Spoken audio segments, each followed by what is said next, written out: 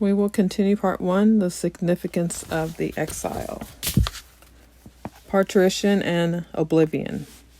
The moment of parturition has arrived. The act reaches its zenith. The neshama had experienced fear, but she had realized that at the end of her way through earthly time, the angel would be there again and bring the great bliss. But before this solace, present in its totality as a prophecy, as an element pertaining to harmony, as its principal foundation, can be tasted as something real.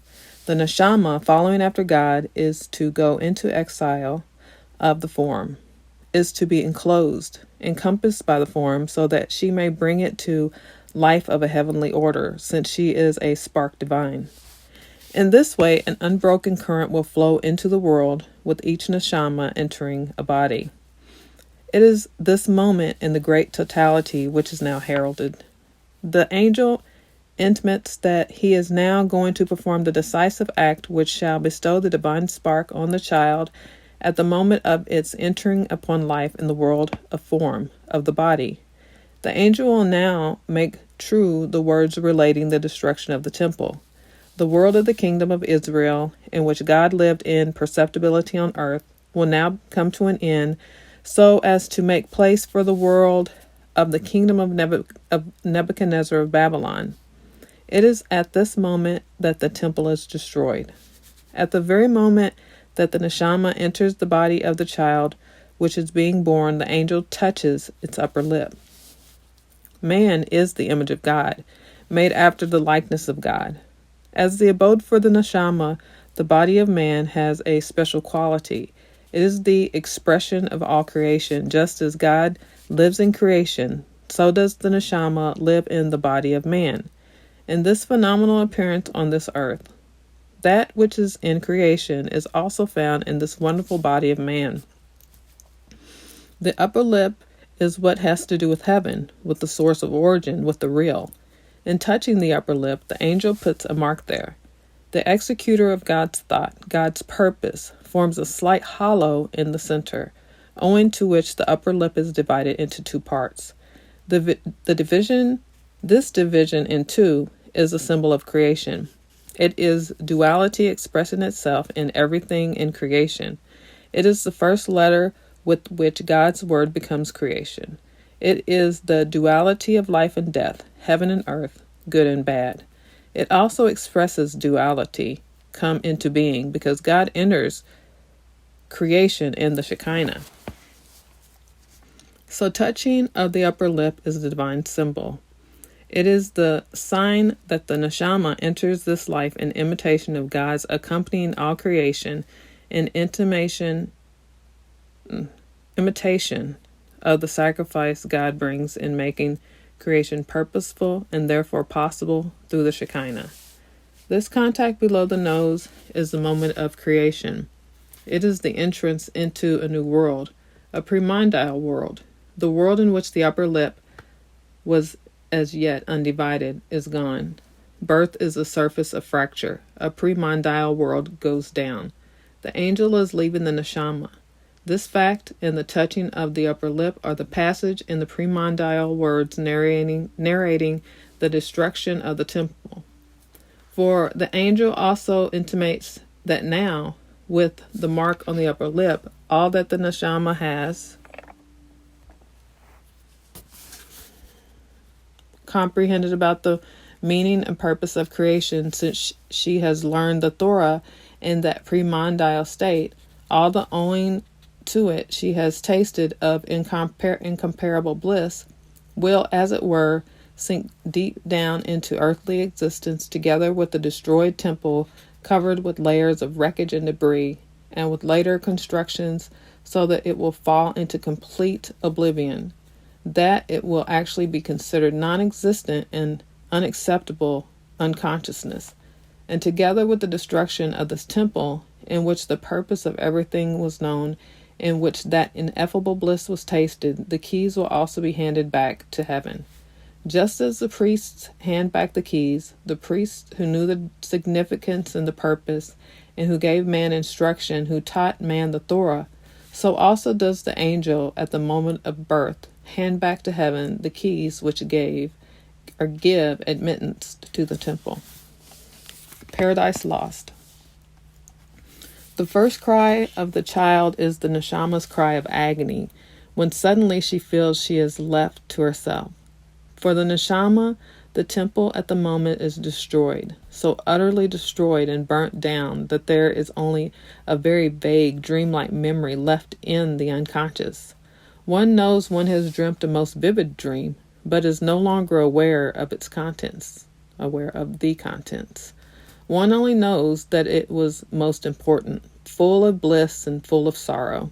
And for a long time, shreds of that dream will occasionally come up, making everything still more indeterminate.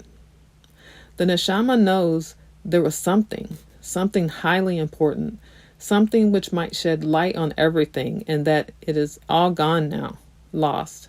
It is the memory of a paradise lost, the premondial paradise. For even in the words in which the story of paradise is expressed, in the images of our world, is found the impress of this all-comprehensive principle.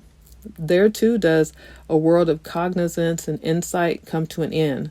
There too, man, Adam, is able to see the whole world from one end to the other, throughout space, throughout time. There too, the end is a moment of agonized terror. In an appalling catastrophe, a world crashes down and man finds himself left to himself in another world, a new world, which he does not understand at all, where at nightfall, as tradition has it, he is convinced that the world again goes down, and this time definitely. He does not even know about the cycle of coming and going. He still takes everything perceived too seriously. He does not know the purpose of coming and going. The insight he had in paradise, he has lost. Only a vague but profound and persistent yearning is rooted within him, a yearning to return to paradise, which, however, he knows is closed off, inaccessible, impassable because of the two angels. The two angels with rotation, the duality of coming and going, of positive and negative, of life and death. The despair caused by this impassibility induces him to utopian delusions. He wants to reconstruct, to copy this lost paradise, yet he knows it is to remain a mere game. He cannot pass between or beyond the two angels with rotation, the transient. The pattern of creation. Always this remarkable seal is found with which each phenomenon is sealed, the ever-recurring pattern. The seal which intimates in its pattern. God creates creation that he may bestow the greatest possible bliss freely, for nothing, without anything or anybody ever having been able to deserve this bliss, for the simple reason that nothing nor anybody does as yet exist. Creation can only come into existence because God breaks through the complete harmony in which everything experiences peace and happiness in the presence of God and within God. Thus arises the creation of a world which is placed far from its source of origin from God, virtually in contradistinction to its source of origin to God. This world receives from its source the impulse to keep itself intact, to develop inner growth, which implies its moving even further away from its origin. From heaven, from the presence of God, there comes into this world, at the crucial point of its development, a being who is going to play an important role in the return to the source of origin, a role consisting of an intimate dialogue with God, the creator of worlds, a dialogue reaching down to the profoundest depths. The thought, the purpose of God to create this being, this atom, causes agitation, discord in heaven, in the presence of God. The principle of duality, of creating, comes to expression in heaven. This atom, one side holds, will not be able to maintain himself due to the violent rate at which this world is speeding onwards, as a being pertaining to the source of origin. To the contrary, he will feel he is the Lord of evolution. He will regard himself as the source of origin, as the motoric determining power, and through his specific qualities, he will indefinitely increase the rate of evolution. The centrifugal development speeding away from the divine origin. He will get lost in the temptation of knowing himself a God of an evolution holding out the promise of sweetness and bliss. Man will merely cause disappointment and sorrow in heaven, like a degenerate son, a son who is too anxious to forget the parental home, who looks down on his parents, who thinks he should go the way he has chosen for himself, never heeding the tale of the significance of the parental home to which one can be gathered in again. The temptation to feel oneself a god is too great. It causes parents to be mocked. It even liquidates parents when they block the way of that deity. But another side in heaven says, "Let me accompany man. When he gets entangled in evolution and threatens to lose himself therein, I shall suffer with him, and in this way I shall bring him back." Thus the Shekinah, the other side, accompanies man, and thereby the world, all creation. It is the great sacrifice which is already present in germ when the intention arises in the mind of God to bestow the greatest possible bliss, and for that purpose to create something which will be able to taste that immense bliss.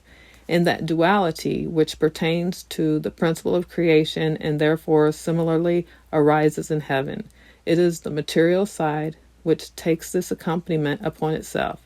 That is why this principle expresses itself in any conception of the mother, wherever it may crop up. According to this principle, man is created in the image of God. It implies that the divine accompanies the neshama in man. Creation herewith undergoes a reversal. The neshama pursues the way with the body, just as the Shekinah pursues the way with the world. The encounters of man, his attitude, his reactions are henceforth also the things which happen to the neshama. At every encounter he can now bind to himself the centrifugal, that which, owing to the inherent power of evolution, is alienating itself from the source of origin. He is able to redeem it from further development and thus make it accompany him on the way of redemption from its speeding ever further away, from ever further development, evolution, i.e., the way back. Owing to creation, the harmony in heaven has got adrift.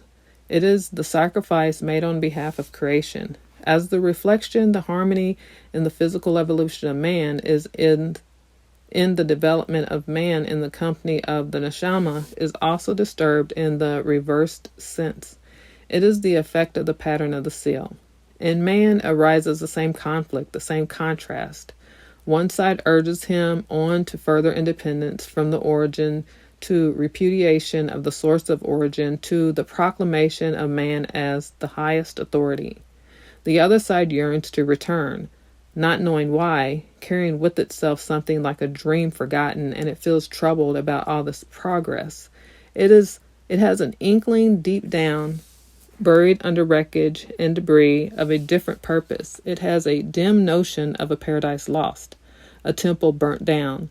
The seal continues its tale because God in the Shekinah accompanies creation, and only because of it there is the return, the redemption, at the end of the journey.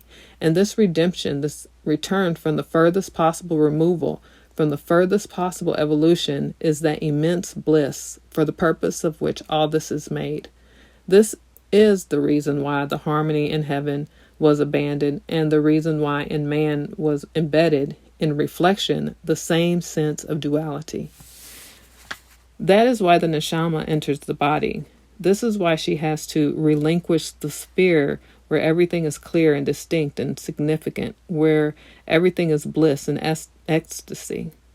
That is why man must lose paradise, and that is why he must lose the temple with God's perceptible presence. All this implies the same thing, for all this is sealed with the same seal, for everything has got the same pattern woven into it.